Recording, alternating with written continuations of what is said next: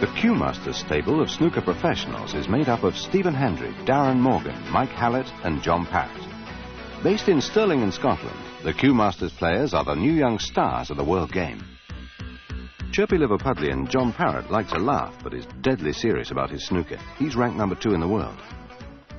Stephen Hendry, the hottest property in snooker for years, is the world number 3 and widely tipped as a future world champion.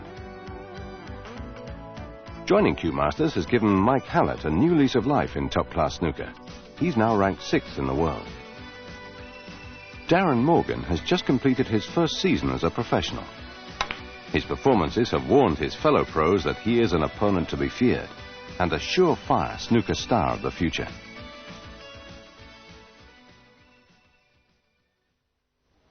Okay, the new frame of snooker, beginning of the frame. And obviously the first shot, the break-off shot, is the most important. What you're going to try and do here, depending on the, obviously, score in the match, is to try and get your opponent in trouble. There's 2 options, really, to play an attacking break or to play a defensive break. What I mean by that is, if you're 3 or 4 frames down in a match, obviously, and your opponent is playing very, very well, you don't want to sort of try and break the balls up. What we're going to try and do is just try and keep them tied off the initial break-off so we can get in and develop the reds. So the first one is called a defensive break. We're going to play off the end red, 3 cushions, top, side, side again, hopefully landing somewhere around in this ear behind the yellow.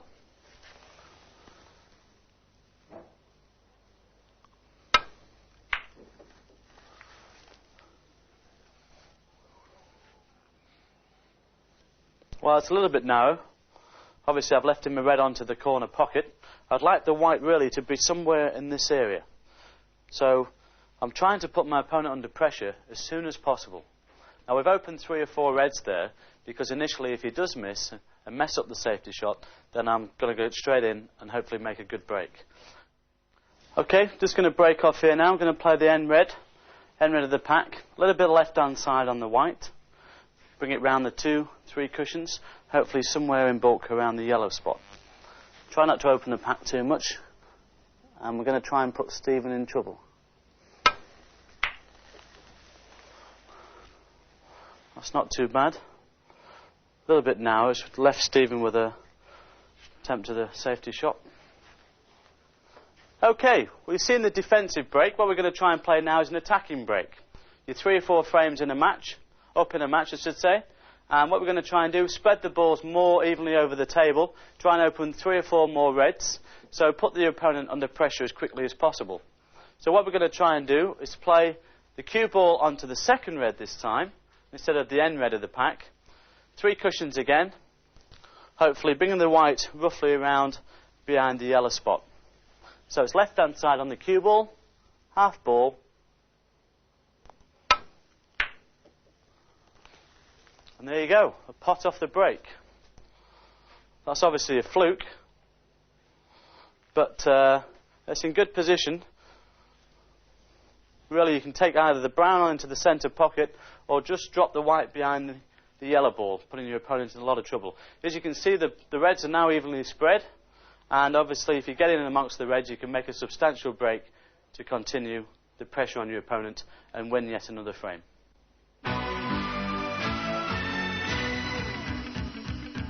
So I've just set up a little demonstration here where I've got to swerve around the red to hit the object ball, which is a green. To do this, I have to raise the butt of the cue, a lot of bottom of the white ball and right hand side, and swerving around the red to hit the green. And for every shot in the game, you need a good basic style and stance. So the way I do it, obviously everyone has different styles. I put my right foot in first, which points in the same direction as the shot is. Then bring my left foot in slightly in front of my left leg. My left leg is bent and the right leg is straight. And for the bridge, the basic bridge is spread the 4 fingers, then raise the knuckles, then bring your thumb up towards your fingers to form a groove to which the cue goes through nice and smoothly. And the cue goes straight through the middle of my chin, and keep the whole body still, head still. And pot the red. Now for potting difficult shots like long shots, which me and John played a couple of there. You just follow up the same routine by keeping the body straight and your head's completely still when playing the shot.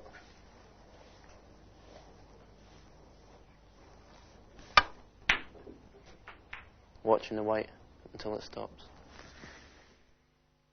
One of the most common things that I see when I go into clubs and snooker centres is the amount of people who actually grip a cue badly. And I think it's a very, very important point of view starting off. I think the main way to pick the cue is nice and firm in the first finger and the thumb, and only slightly harder on the second finger, and the last two should be very, very light on the cue. I know some players hold it in the back two fingers, but I prefer to do it in the front, and it gives you a freedom of movement with your fingers to go backwards and forwards. I've seen a lot of people with the thumb on the top and holding it at the end of the fingers. It's not really a good thing to do. You want a nice firm on the first finger and the thumb, and just gentle with the others. Another thing that the club players ask me to do is show them how to screw the ball back. The amount of people who've been playing for a long time and can't manage to do that is quite unbelievable. I think the best way to do this is a very simple shot, is to explain to them that the tip of the cue must go through the cue ball a certain length, nice and long and smooth. So you'd probably play the screw back like this.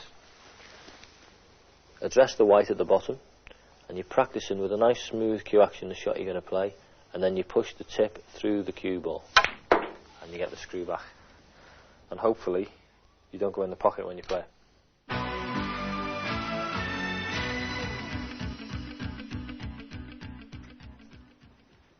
This particular trick shot is called the pink pearl, and the idea of this is that I can on the first red out of the pack, and the pink comes out of the middle of the 6 reds, crosses the table and goes into the centre pocket, and it should go something like this.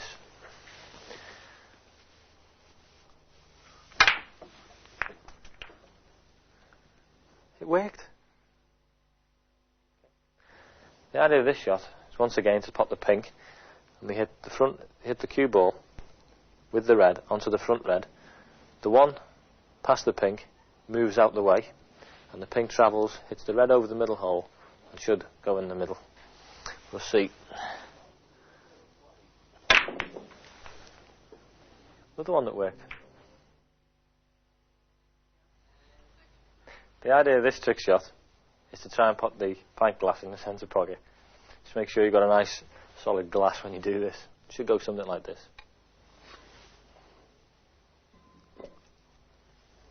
Well, John joined us, he was the last to join the team, and I was very surprised because really my first long chat with John was in Canada for the Canadian Open, and during a meal we were having, I said to him, did he realise that he was one of the best 4 players in the world at that particular time? And he looked at me as if I had horns growing from my head. And I don't think, in fact, I know that he didn't believe it. And it was some months later when he actually won the European Open that he confessed that he now believed in himself. And he again is a very, very natural player, very talented player. But if he had a fault, it was perhaps his total lack of commitment and not believing in himself. I think he's got the belief in himself now. I think he's just got to show a little bit more commitment, and I think he will be up, he could very well be up at number 1. Started playing snooker at the age of 12 or 13. My father introduced me to the game. He'd always been like an avid league player, and he said to me one night, it was raining, we'd been going to go have a game of bowls. I used to play that as well when I was younger, and he said to me, come on, we'll go have a game of snooker. I said, oh yeah, that'll do me, we'll go and see if we're any good at it, you know. And he taught me the basics, the stance and grip and all the rest of it, and started me off, and I got the bug immediately. I'm very pleased now. I mean, it was a little bit, when I started in the professional game, it was slow the first couple of seasons to get going, and it's gradually got better and better, and the point now where I feel as if I'm just starting to realise my potential in the game, and I'm very, very happy and got everything to look forward to for the coming seasons.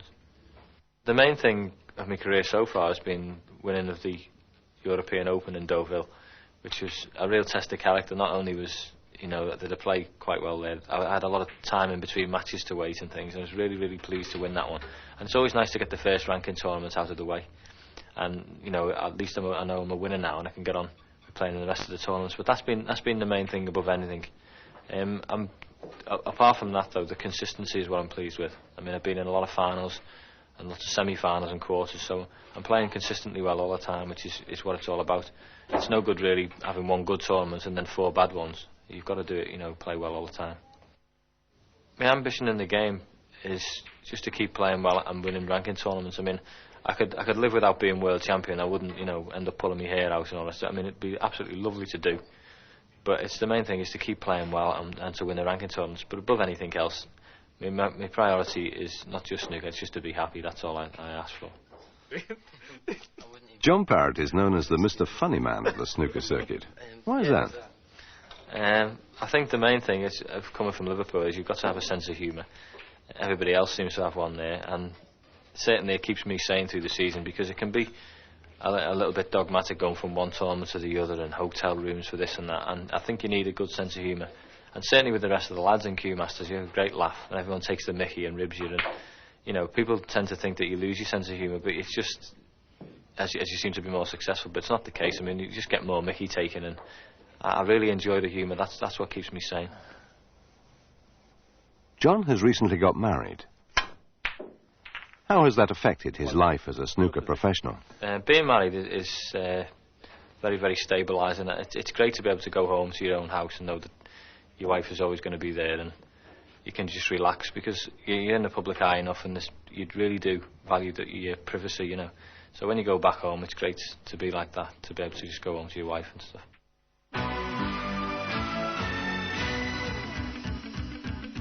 There's 2 shots in the game of snooker which I find very difficult.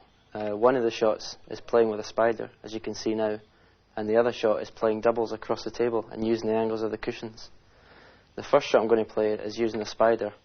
Obviously we can't get to it just by reaching over because it's too far across the table, and the rest, the cue would be too low, and you need to get over this red.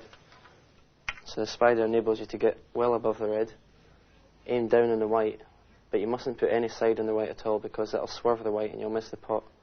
So you've got to keep very steady, strike the white in the middle, very slow, and just roll it into the pocket. A very difficult shot. The next shot is the double, in which most of the professionals play as a pot safety, because you have no guarantee of getting it, because every cushion and table reacts differently. So this way I would use it, I would try and pot the red into the opposite middle and stay for the black. It's went in this time, but you can't guarantee potting it, so you won't see many professionals playing them in matches because it's such a risky shot. The next way to play off a cushion is obviously if you're snookered. As you can see, I'm snookered directly behind the pink, and the white is too close to the pink and full ball behind the pink to be able to swerve round. So I'm going to have to come off the cushion, plain ball, to try and hit the red. And managed to hit it, whereas if I'd missed it, I would have let my opponent in to clear the table and perhaps win the frame. I'm going to try and double this red into this middle pocket. It's a pot safety really, shouldn't leave much if I miss it.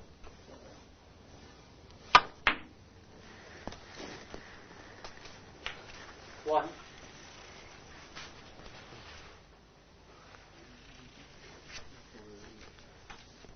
I'm going to play double the red across the table into this pocket.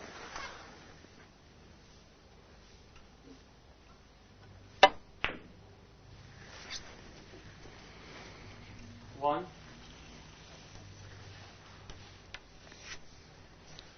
I first saw Stephen in the club that I own in Stirling, although I had seen him in Junior Pot Black on television before that. And at that time I was involved in the Amateur Association, Scottish Amateur Association that is, and we, through one of my companies, we sponsored the Scottish Amateur Championship, which Stephen went on to win. And shortly after that his parents approached me to manage him. And of course the rest of the story just goes on from there. I think he's got a number of special attributes, such things as temperament, total self-belief, the dedication and the application. He knows exactly what he wants to achieve, which is the #1 slot and the World Championship. These, I think, are the things that keep him going. Yeah, the first time I realised I could play snooker is when I got my first table for my Christmas. It was a small table off my mum and dad when I was 12, going on 13. And within 2-3 weeks I was making 50 breaks on the table. So I realised I could play the game. Then obviously I moved up to a club, played on the full-size tables. After a while I made a century break when I was only 13. So then I decided to start entering tournaments. So I went down to Pontins for a snooker festival and entered an under-16 tournament just to see really how good I was compared with people my own age. And I managed to win the tournament, which surprised me. So from then on, from knowing that I could win tournaments, I just started playing more and more. I think my rise has been fairly unusual because I'm so young. I mean, I turned professional when I was 16. A lot of people thought I was turning professional too young, sort of lamb to the slaughter sort of thing. But I'd gained all the experience that I could as an amateur. I'd travelled up and down Britain for many, many years, playing in all the tournaments I could. So I thought it was time for a change. My ambition is to be world champion, be world #1, and I'm not really fussy which comes first. Both at the same time would be nice. But I think world #1 sort of proves that you're consistent over the whole year, whereas world championship is, although it's the biggest tournament, it's only one tournament. Whereas if you're world #1, it proves you've been consistently the best over the whole season. No, I'm not in a hurry. I mean, I've got the chance to beat Alex Higgins' record. He was the youngest person to win the World Championship. He was 22 when he won the World Championship, so I've got 2 years left to beat that. The first matches I played as a professional were strange because although I won my very first match, after that I tended to lose every match. I only got 1 ranking point from my first season, but I learned a lot because you always learn by getting beat. And the situations were a lot more different. As an amateur, you go to a club and you don't know how good the table's going to be, and you can just turn up in trousers and a shirt. Whereas a professional, you're going there, you're playing in the best arenas in Britain, you're playing in the best tables with referees, you have to wear a bow tie for every match. So it's a completely different setup. Yeah, Jimmy White's been my hero all the way through my career, is because he is an attacking player, and I think that's the way my game has always been as an attacking player. My main strength is potting balls, but through experience and through playing the top players such as Cliff Thorburn, Taylor, Davis, who have got some of the best safety games in snooker, that it has improved my safety game as well. So I've got more of an all-round game now. I think there's players that are more natural than others. I think myself, Jimmy White and Alex Higgins are three, or there's maybe a couple more that have never been coached in their lives. I mean, I learned snooker by just watching television, watching the other players and learning from them, whereas a lot of other players have been coached in their game and still do get coached. So you can be made as a player, but whatever way, if you're natural or not natural, it takes a lot of practice.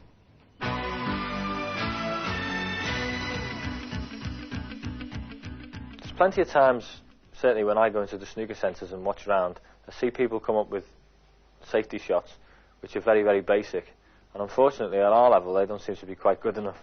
And in this, basically a lot of the stuff that's played is what they call figure of 8 safety. And the idea of this is that when I've made contact with the red, the white should come off 1 cushion, 2 cushion, this one back here in a figure like an 8. So I'll try and attempt to play what we call an attacking safety shot. Put the white in baulk and hopefully in a good position.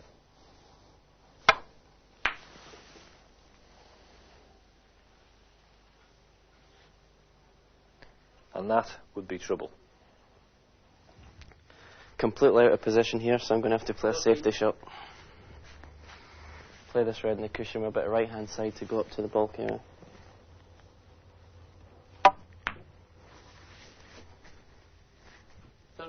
Stephen Hendry. I'm going to try and put the yellow behind the blue and pink and the white somewhere behind the black. Hopefully get a snooker. Half ball in the yellow.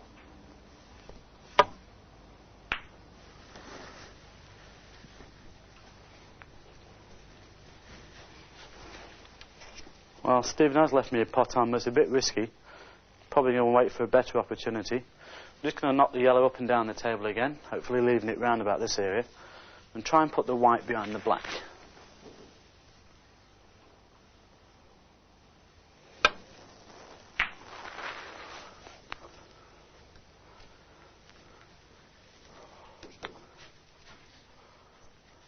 Well, I came across Mike first in 1986 when we teamed up, Mike and Stephen, for the World Doubles. And during that tournament, they made the final. They lost to Davis and Mayo. But during that particular championship, it was very clear that Mike had a very great talent.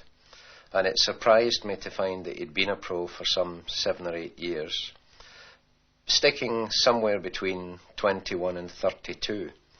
And I made up my mind that really it was a question that if somebody could direct him, if somebody could get the application and the dedication into his game, he had the opportunity of going right to the top. And I think perhaps in many ways Mike gives me a great deal of satisfaction, because when I did sign him, many people said that he was never a top 10 player. He's now number 6 in the world, and I think the big thing, when a player gets to that level, then all of a sudden he starts believing that he can win tournaments.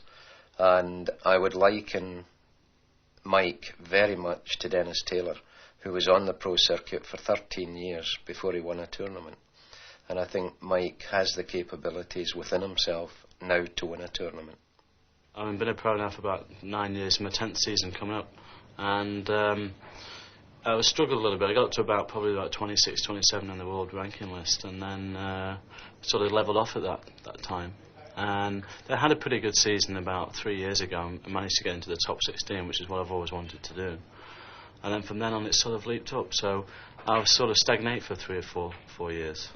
You know, I was sort of going in and out in the matches and getting a few results, and wasn't really creating the opportunities to win tournaments. So I was just basically winning matches to pay the bills, thinking, which is the wrong attitude to be. You know, not thinking of big prizes. It's a question, if I win this match, I've got £3,500 or something, and I can pay that off, and I've got a few quid extra. That's probably the attitude of a lot of the new professionals that come in. They're just basically playing match by match. Whereas now, I'm wanting to go in. I've had the taste of earning £30,000-40,000 in the lump, and I'm wanting to win tournaments. In effect, the money doesn't really come into it, because we don't actually see that now. It's just basically about winning now, and I want to win as much as possible. That is one of my faults over the years. I haven't worked hard enough at my game. You have to work at this game, and it's all right having all the ability, but it's the hours that need to be put in during the day that people don't see. They just, the public feel that we just turn up and play and we become world champion. It doesn't work that way. I mean, okay, Steve Davis has won the world championship 6 times, but the amount of work that he's put in to get that, it's like a job. You know, you're there, in, 9 to 5, and you put a few hours in. I would possibly admit that I don't practice enough and more, than I should do. I have to try and change that to be more successful. And but that is really the lesson. It doesn't matter how much ability you've got, you still have to work on your game day in, day out, and you see the rewards in the end. It helps when you're under pressure. When you're actually under pressure on the TV, it's okay playing in the club, but when the pressure comes on and you feel that you've put the work in and the practice, you know that it can back you up. And if it's not there, there's always that little bit of doubt in the back of your mind that it's not going to happen. But if the work has been put in the beginning, you know that hopefully it will come through. Yeah, I think there's a lot to be learned. I mean, the new players are coming through now. I think they possibly think that they're just going to get in and things are going to happen. There are exceptions. I mean, Stephen obviously is different class. He's come through 19, 20 years of age, and he's got it all. You do get the exceptions to the rule. But I mean, majority of the young lads that have come through would probably expect that they've won everything as an amateur, they can just come through and win everything as a professional. It doesn't work that way. It took me 3 or 4 years to settle in. And it was hard work, and you have to. The transition is very, very big from amateur to professional. It's a totally different game, totally different setup, and the attitude has to be totally different. And I think basically what I've done is been more professional over the last few seasons, been mentally harder on and off the table, which has helped.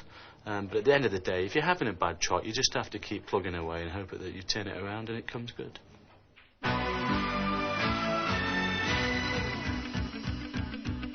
Just going to play a couple of trick shots for you. The first one, what we're going to try and do is to send the white, the cue ball over the 15 reds, hopefully through the triangle, pop the black into the corner pocket.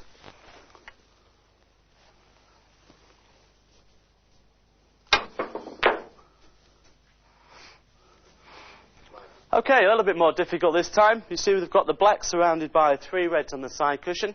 What we're going to try and do is hit the white onto the first red. Hopefully you'll knock the 2 reds out of the way. The black will come across the table, over the triangle and reds into the corner pocket.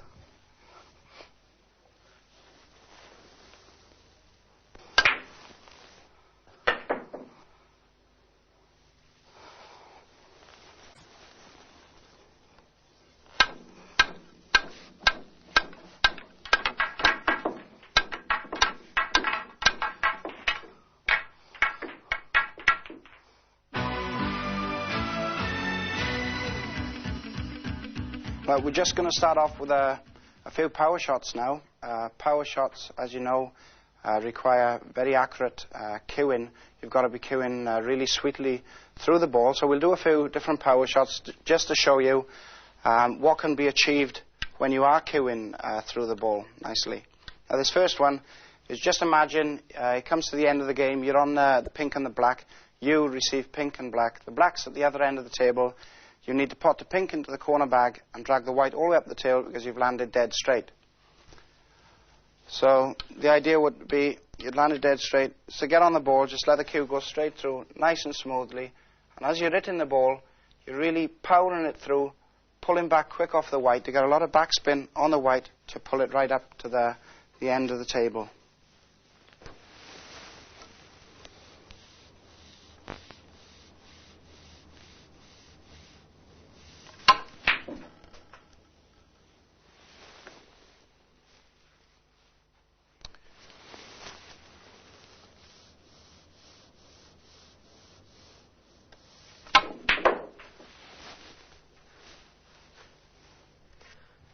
I'm going to go for the long red. It's the full length of the table, just plain ball, middle of the white.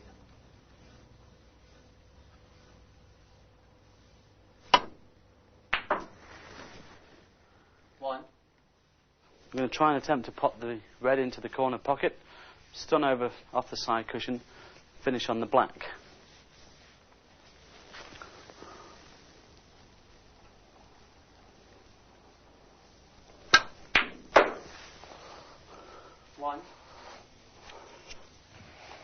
Well, Darren I first heard about a few years ago, and it was actually the enemy that pointed me in the direction, matchroom Terry Griffiths. And Terry was telling me about a very, very good young player down in Wales. And I watched his progress through the amateur ranks, and of course in 1987 he capped a tremendous amateur career by winning the World Amateur. From there we had a situation where his father approached me, and we signed contracts in early 1988. But I think Darren, probably because he won the World Amateur Championship, in many ways it was the transition for him to professional was more difficult, in as much that he'd been at the very top of the tree in the amateur game, and of course coming into the professional ranks where most of the players are all great players, he found it pretty difficult. But he's settled in now. He's won the Pontins Invitational. He was runner-up to Hallett in the Dutch Open. And he's looking forward, as I am, to a lot of success in the future now. As an amateur, I won the Welsh Amateur, I think it was 1987. Finished top in the pro tickets. That's where I got my ticket from. I was going in as second or third man, I think, because I was top of the pro tickets. Then I went on to the World Amateur Championship. Won that to become world champion, so I was automatically getting my ticket. Then I finished in number 1 in the top 100 Q satellite rankings for that year, so that capped the year off really. So I just turned pro then. It all come 87, 88, all my successes. I won about 9 Pro-Am 10 Pro-Am tournaments, but I lost in about 9 or 10 finals as well, so I had a good year. I got to about 20, 25 finals, and I won the big ones, which was the main one. The thing is to practice really hard, practice on your own, which I lost track of a little bit at the beginning of this year. I started playing everybody, but my manager then got me back to playing on my own, and now I like do half on my own, half with someone. But I think it's just you practice as many hours as you can, you play in as many tournaments as you can within reason, and you just progress from there. The thing is, if you're not in the right frame of mind, you're very hasty, you play the wrong shots. Shot selection is one of the biggest things in the game, the same as consistency and concentration. If you're not concentrating, you can forget it. But at the same time, if you're concentrating and still playing the wrong shots, you're just making life hard for yourself. If you're in the right frame of mind, you pick the right shots. If you're not, you don't. You pick the wrong shots, so things just don't go right. So I think the last few months I've just adopted a positive attitude. I've started attacking like I used to in my earlier years, and it's been paying off.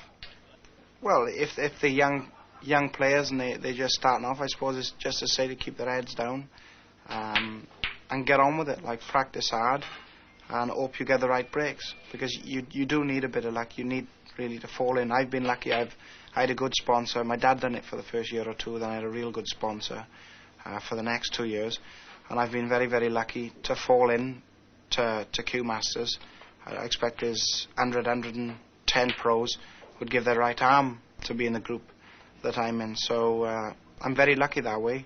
And for someone who's watching the video, if they are keen on snooker and they're good, is to get someone behind them that is going to look out for their best interests and not just their own. So that'd be the thing, just to practice and hope that you find someone that's really good to back you.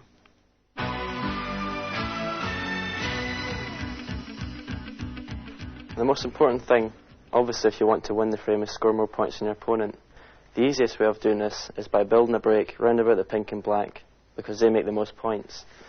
So I'm going to try and build a small break by potting reds with pinks and blacks. And roll off the cushion with the top of the white for the next red. I'm thinking about 2 shots ahead each time, with an angle in each shot to move to the next ball.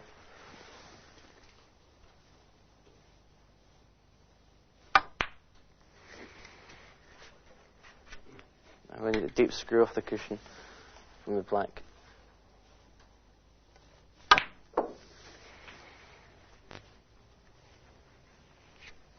Now I've not come far enough, so I'm going to roll off the cushion and hopefully get the pink.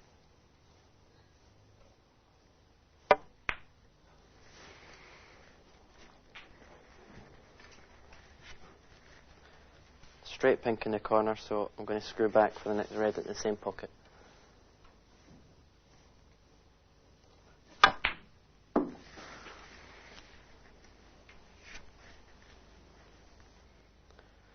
This time, following through a top on the white for the black.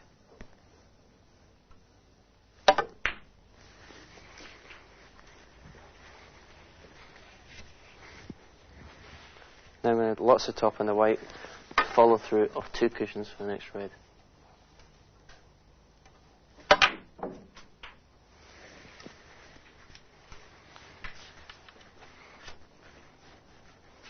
This time, a small stun for the black. Now I've left myself a nice angle to get up for the yellow.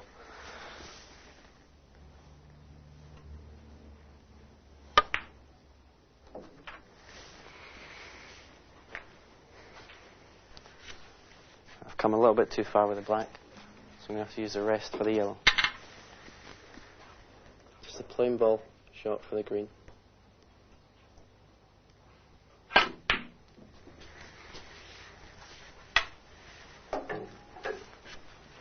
Nice and straight in the green, so all I have to do is stun the white to stay on the brown, bottom of the white.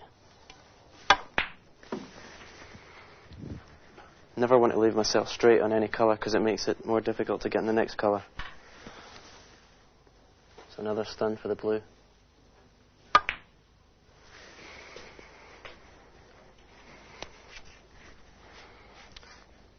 Another soft screw for the pink.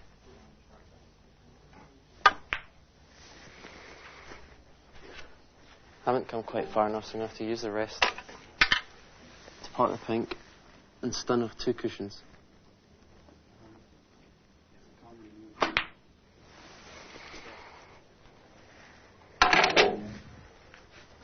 One ball left to win the game.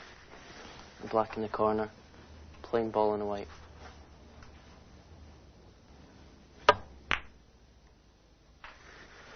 A bonus, we cleared the lot.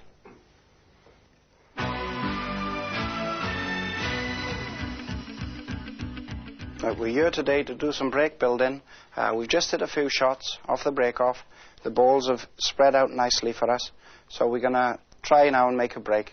Just starting off with the easy pots, nice and easy, a nice flow on the cue action. So I'm going to try and pot the red straight in the corner bag, just leave myself on the black for in this corner.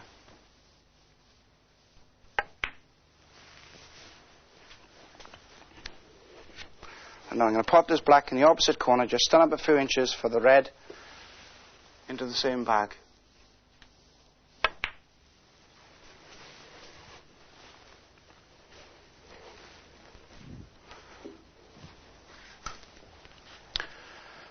Just going to play the red into the corner bag, off the cush for the black back into this corner.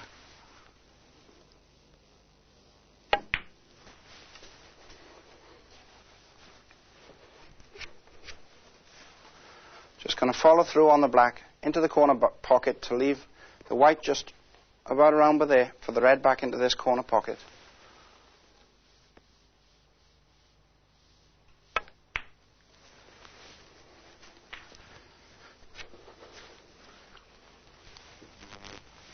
I'm just going to put a little bit of bottom on this red now to pot the red into the corner, just to stun it up around for the black back into the same pocket.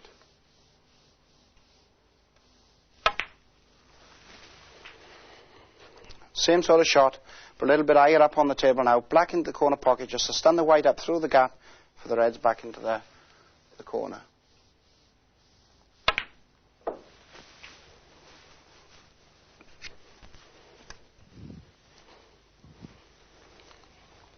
I'm just going to follow straight through on this red to leave the white around by there for a nice little angle on the black to play up into the middle of the table.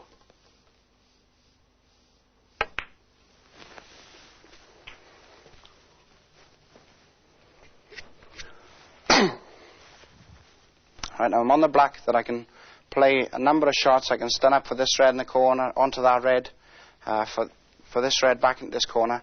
I'm just going to stun through the gap to leave the white, hopefully around about by here for the red, back into the same pocket as the black.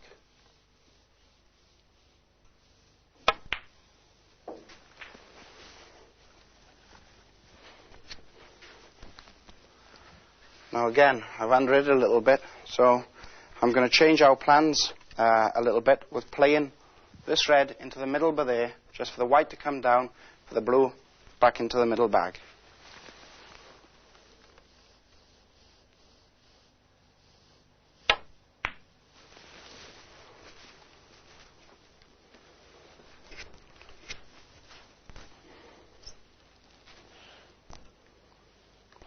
Now with this blue shot, I'm just going to pot the blue into the middle, just stun the white down, through the gap, down for one of these 2 reds, knowing if I make a mess of it, I'm going to land on one of them 2 or the red in the middle.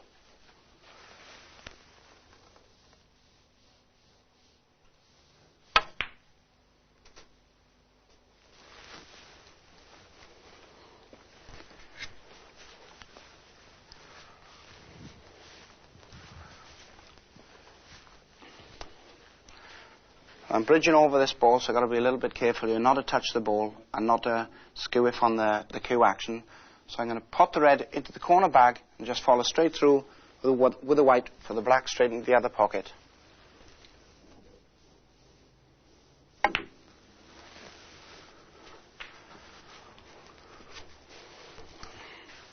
Now I'm going to pot the black into this corner pocket, with a little bit of bottom on the white to stun the white up here for the red, back into this corner.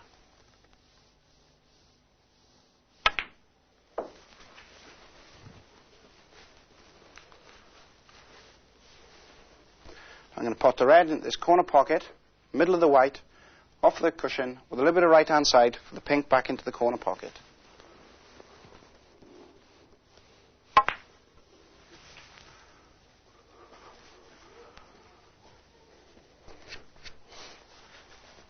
I'm going to pop the pink into the corner pocket there with a little bit of bottom, just to stun the white back for it, straight back into that pocket again.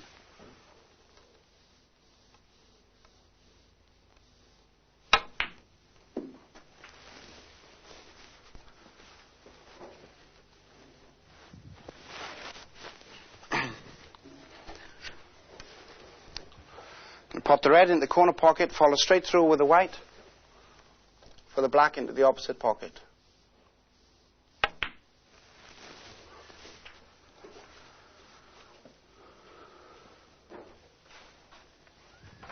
Going to pop the black into the corner pocket, stun up through the gap for choice of the two reds into the middle bag.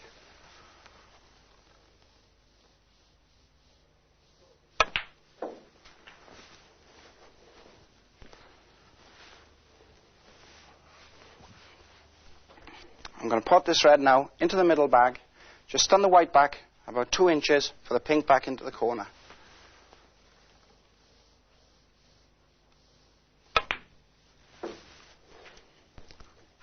Put the pink into the corner bag, just stun the white for the red back into the middle.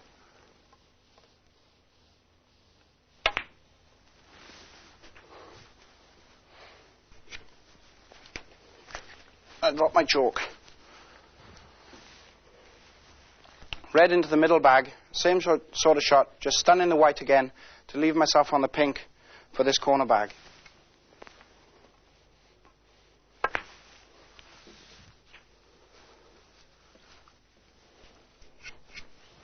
Just going to pot this pink now, stun back about 8 inches for one of these reds into the corner bag.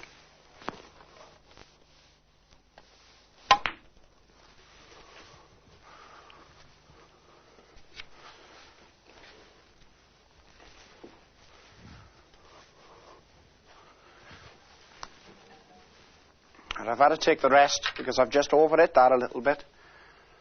So I want to put this red in the corner bag, just stun the white over to by half for the pink back into the same bag.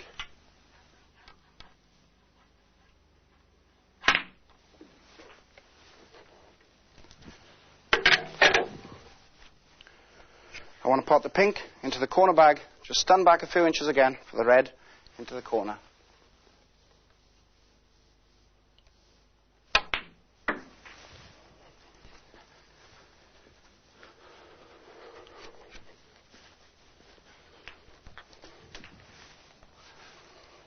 Pot this red in the corner, just middle of the white, so as it comes off the cushion, it just slides down a little bit for the black back into the corner bag.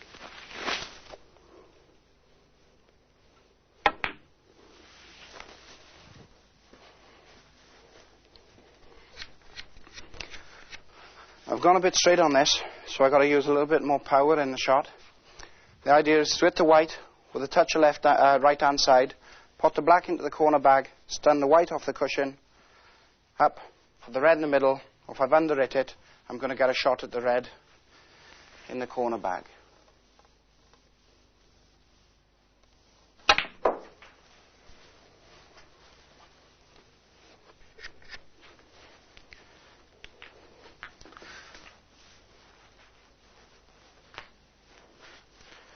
Right, now with this shot, I'm just going to pot the red into the corner bag, the middle bag, sorry.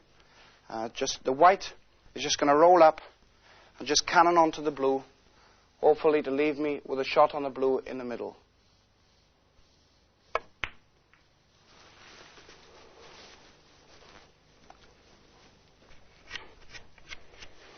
Right, the blue in the middle. I'm going to pot middle of the ball on the white with right hand side for the white to hit the bottom cushion, a little bit of right hand side to check the white off the cush, straight back up for the red into the corner pocket.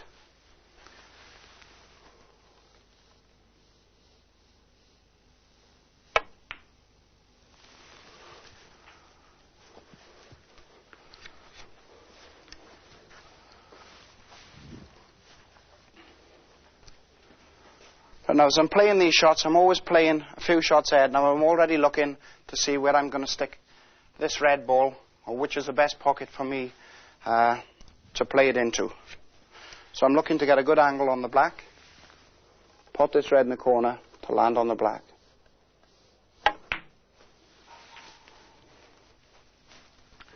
To stun over for the red back into this middle pocket.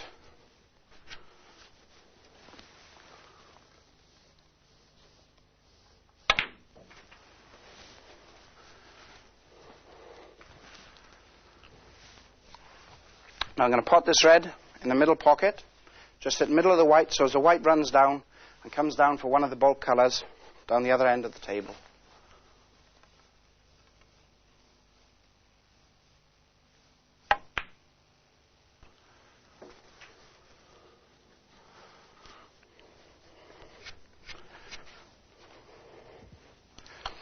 Now we're on the yellow perfect, but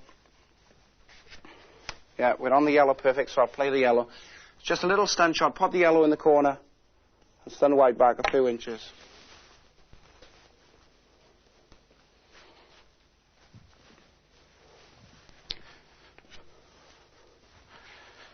Stitch these trousers up a bit.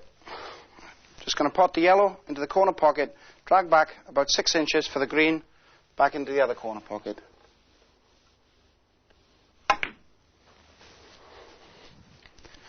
I think I've hit that just about right. So same sort of shot, just stun back about 2 or 3 inches for the brown into the opposite pocket.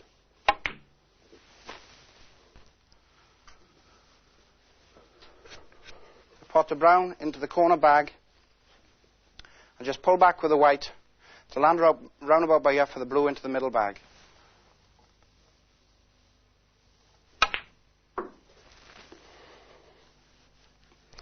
I've underhit that slightly, so we're going to have to put the blue into the middle bag, stun the white off the bottom cushion, with left hand side to check the white to come back up for the pink into that pocket.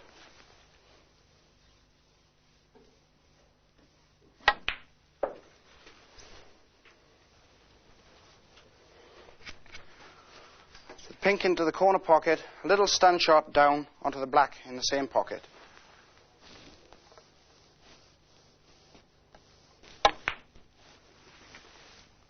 And the black, just a plain ball, shot straight into the corner bag. Right, as we said at the beginning of the session, that we were going to try and make a break. We've just accumulated a 1-3-4 break, so it just proves that if you do make things nice and simple and your cue actions nice and smooth, it is possible to clear the table or to make sizable breaks to win the frames. My advice to anybody that's starting to play the game or that does play the game is to keep the game as simple as they possibly can. I'm going to put the red in this pocket and screw back for a choice of the yellow or the green. It's going to be the yellow. I'm going to stun with a touch of left hand side off this cushion to come down into the middle, round about here, and hopefully land in a red.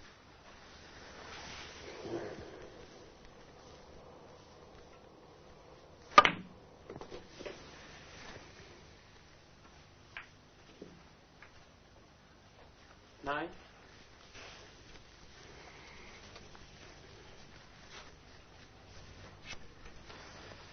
Just a plain stun shot for the black. 10.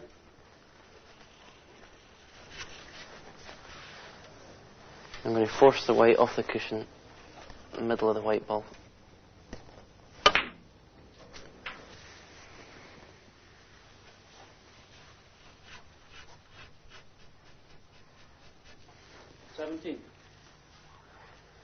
Now, top of the white to come round for the pink.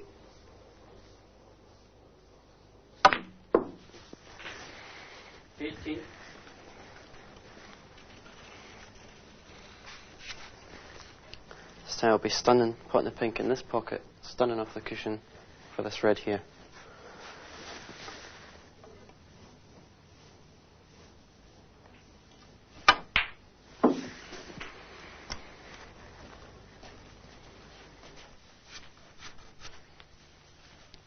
24. This time, a stun shot, pot in the red, leaving the white round about this area to pot the pink in this middle.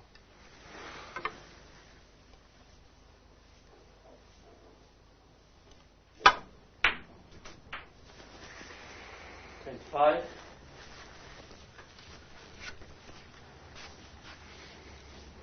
Now just a slight screw back to leave myself on this red here.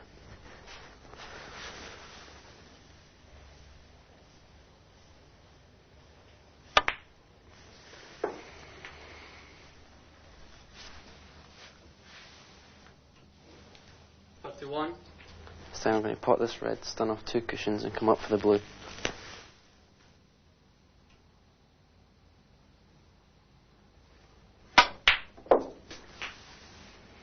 This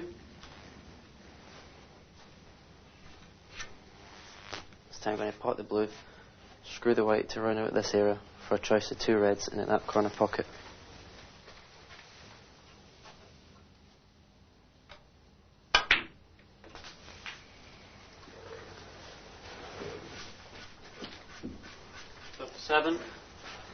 You have to be this red into the corner and back up for the blue.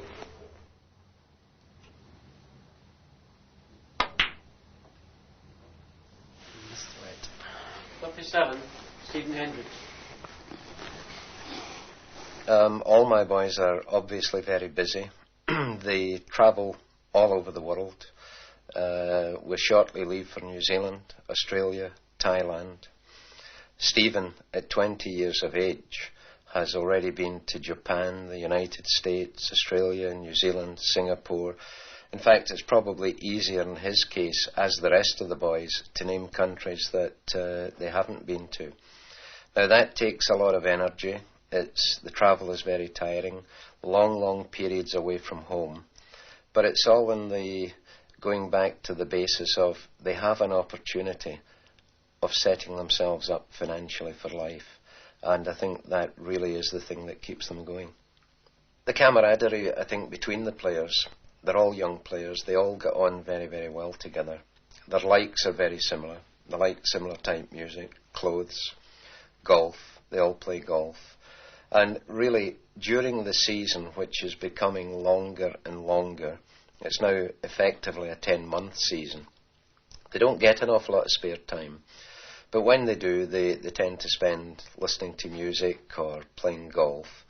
But I'm fortunate that they all get on well together, because that is very important in a team atmosphere. Well, we call Michael Michelle, just to wind him up a little bit, you know. And we used to call Daz because he's always getting whitewashed. And now it's just Daz for Darren. And John is we call John Sickaz. Sorry, you call him John Sickaz. Because when he got beat, he was sick as Stephen likes to wind us all up, me especially. It's actually John Carroll, our driver. Yeah. It's nothing to do with us. But he starts it all. He started it, yeah. Stephen's like a junior John Carroll, you know. So he comes in and says, Darren, you're going to watch some more of my unbelievable potting today.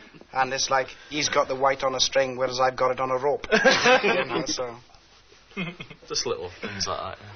You're out there and you're doing the business and you're working on that. But when you come off the table, you have a drink, you know, we might have sort of beaten each other, but we'll have a drink at the bar afterwards and talk about the game and things like that.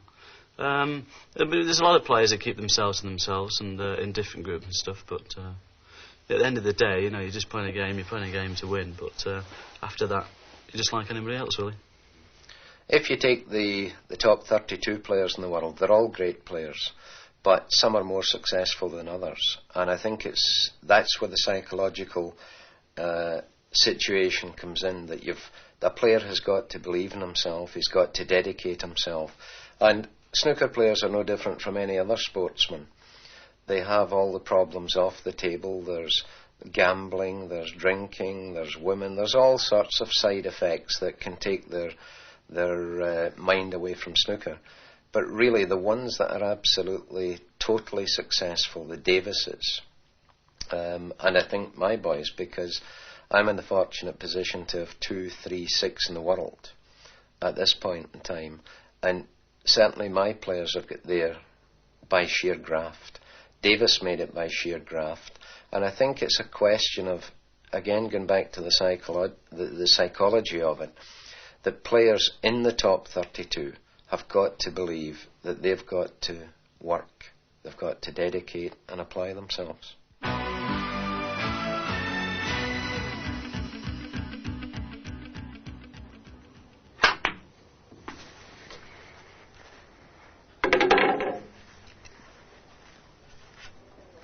This time, bottom of the white, just to leave a slight angle on the brown.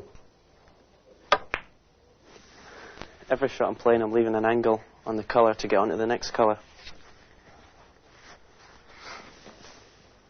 Bottom of the white to get down for the blue.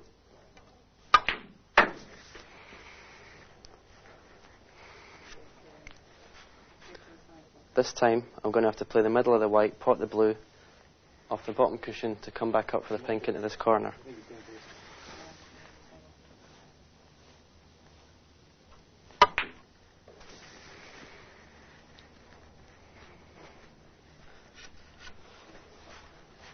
Now potting the pink into this corner.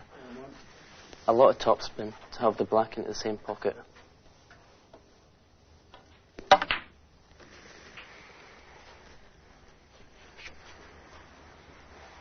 Now to finish off, just a plain ball black.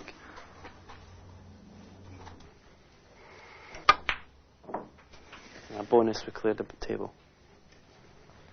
I think it's very important for the young players when they start off to get the basics right, to get a good technique. I think it's of paramount importance that they actually go and get a book or a video like this one, indeed, to study the technique and the basics and put themselves right to start off with.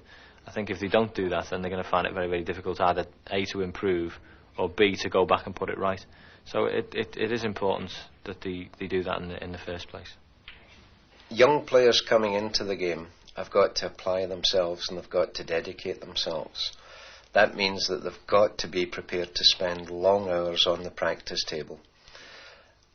The object really is to get total control of the cue ball. If they can do that, if they can put the cue ball exactly where they want it on the table. And the greatest exponent of that, of course, is Steve Davis. And I think any player that comes into the game that's not prepared to look at Davis, not prepared to apply himself in the way that Davis has got no chance of achieving the number one slot. Now, if a young player can look at his career over a 3 or 5 year period, consider the amount of money that he can win in that period of time, he can effectively set himself up for the rest of his life. If you consider the season gone by, John Parrott has picked up over 300,000, Stephen Hendry has picked up over 300,000, and that is just on the table earnings. Of course, there's all sorts of things on the side, endorsements, exhibitions, etc. But the key word really is application and dedication.